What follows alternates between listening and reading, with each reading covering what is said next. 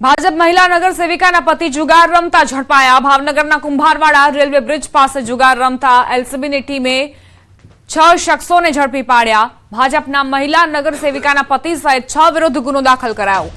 એલસીબીની ટીમે રેડ દરમિયાન કુલ રોકડ 25,500 પણ જપ્ત કરી છે।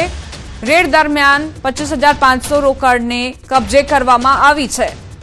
કુંભારવાડા રેલવે બ્રિજ પાસે આ જુગારીઓ जुगार रमी रहा था। 6 व्यक्तिओं ने पकड़ी पाडवामां आव्या छे। चौंकावनारी बात अहीं ए छे के भाजप महिला नगर सेविकाना पति पोते पण जुगार रमी रहा था।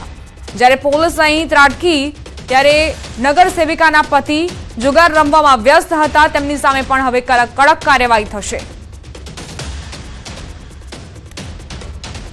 अमरेलीमां सिंहना आटाफेराथी फफड़ाट फैलायो छे। रामपरा गाममां सिंह परिवारनी लटार सिंह परिवारनी लटारना दृश्यों पण सीसीटीवी में कैद थया।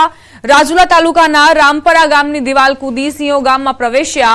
આસપાસના ઔદ્યોગિક વિસ્તારમાંથી રાત્રિના રોજંદા રામપરા ગામમાં સિંહો જાણે કે નિવાસસ્થાન બનાવીને રહી રહ્યા હોય તેવી લોકોને અનુભૂતિ થઈ રહી છે। લોકોમાં ભય વ્યાપ્યો છે। લોકોએ કહ્યું ઘરની બહાર નીકળતા પણ ડર લાગે છે। સિંહોના વિડીયો સીસીટીવી સોશિયલ મીડિયામાં વાયરલ થયા છે।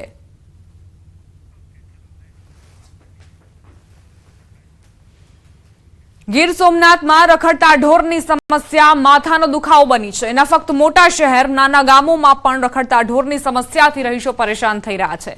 કોડીનારના ડોળાસા ગામમાં રોડ વચ્ચે 2 આખલાના યુદ્ધે રોડને બાનમાં લઈ લીધો। 2 આખલાએ શિંગડા ભરાવી લેતા રહીશોના જીવ તાળવે ચોંટ્યા। આખલા યુદ્ધમાં એક રિક્ષાને નુકસાન થયું તો વેપારીઓમાં નાસભાગ મચી ગઈ। આખલા શાંત ન થતા આખરે ખેડૂતે ટ્રેક્ટર વચ્ચે કરી બંનેને છૂટા કર્યા।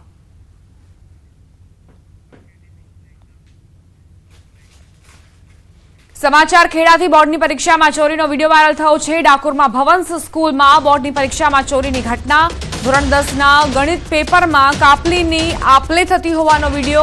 जिल्ला शिक्षणाधिकारीना चोरी न थती होवाना दावा पोकळ साबित थया। न्यूज 18 गुजराती वायरल विडियोनी पुष्टि नथी करतुं।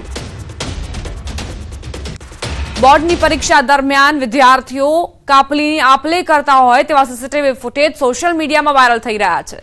संवाददाता उमंग जोड़ाई गया है વધુ જાણકારી સાથે। उमंग आ जे विडियो वायरल थयो छे ते क्यानो छे, शुं आरोप मुकाई रह्या छे? बिल्कुल ચોક્કસથી દીપા, જે વિડીયો વાયરલ થયો છે તે વિડીયો ડાકોરની ભવંસ ઇંગ્લિશ મીડિયમ સ્કૂલનો હોવાનું સામે આવ્યું છે। દીપા, સૌપ્રથમ વાત કરું તો જિલ્લા શિક્ષણ અધિકારી દ્વારા બોર્ડની પરીક્ષામાં કોઈ પણ પ્રકારની ચોરી થશે તો ફોજદારી કાર્યવાહી કરવાના જે દાવા કરવામાં આવી રહ્યા હતા, પરંતુ આ તમામ દાવા છે તે પોકળ સાબિત થયા છે। કારણ કે જે વિડીયો અંદર દેખાઈ રહ્યું છે કે ડાકોરની ભવંસ સ્કૂલની અંદર ખુલ્લે આમ કાપલીની આપ-લે થઈ રહી છે।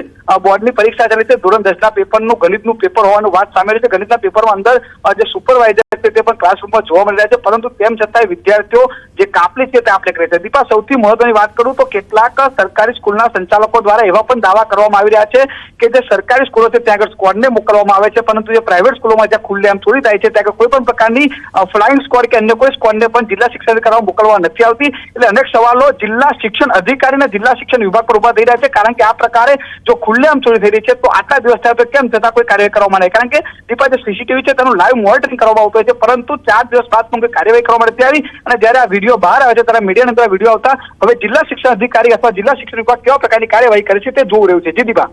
ઉમંગ, જે સંચાલકો છે તેમના તરફથી કોઈ પ્રતિક્રિયા સામે આવી છે? તેમણે શું કહ્યું છે? કઈ રીતે સ્પષ્ટતા કરી છે? બચાવ કર્યો છે પોતાનો?